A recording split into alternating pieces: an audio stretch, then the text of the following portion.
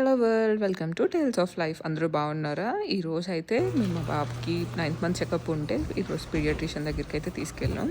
So అక్కడ general checkup అయితే చేశారు. ఈరోజు 9th మంత్కి వ్యాక్సినేషన్ అయితే ఏమి ఉండదంట. సో ఫస్ట్ అయితే నేమ్ అది ఇచ్చేసి then they gave the room and ఇక్కడ మీకు చూపిస్తున్నా కదా షీట్, అండ్ దానిలో అయితే హైట్ చెక్ చేస్తారు అక్కడ పడుకోబెట్టి ఎంత హైట్ ఉన్నాడని.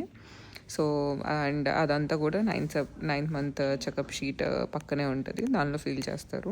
అండ్ ఆ పక్కన కనిపించేది ఇయర్లో ఇన్ఫెక్షన్స్ ఏమైనా ఉన్నాయా అనేది చూస్తారు అనమాట. యూస్ చేసి అక్కడి నుంచి క్రూగర్కి అయితే వెళ్ళాం. అక్కడ నాకు ఈ హనీకోంబ్ అనేది కనిపించింది, బట్ ప్రైస్ చూస్తే $499, అది సేల్లో ఉందంట. తీసుకున్నాను కానీ ఐఎమ్ నాట్ సాటిస్ఫైడ్. అసలు కోమ్తో తినచ్చా లేదా అనే డౌట్తో తీసుకున్నా.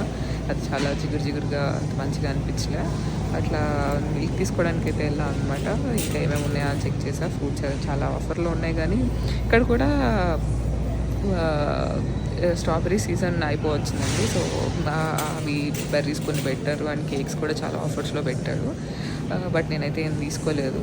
డైరెక్ట్ ఇంకా అక్కడి నుంచి మిల్క్ సెక్షన్కి వెళ్ళిపోయి ఓట్ మిల్క్ అనేది తీసుకున్నా. ఎంతమంది ఓట్ మిల్క్తో చాక్లెట్ మిల్క్ చెక్ చేసుకుంటారు? అదైతే చాలా బాగుంటుంది. ఎవరికైనా ఇంట్రెస్ట్ ఉంటే చెప్పండి, ఆరెల్స్ నేను ఒకరోజు చేసి చూపిస్తా.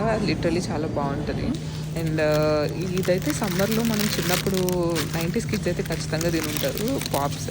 అవి ఇక్కడ కూడా దొరుకుతాయి అనమాట. జస్ట్ $299, చాలా పెద్ద ప్యాకెట్ వస్తుంది. బట్ ఒకసారి అయితే ట్రై చేసాం, కానీ నాకు అంత నచ్చలేదు.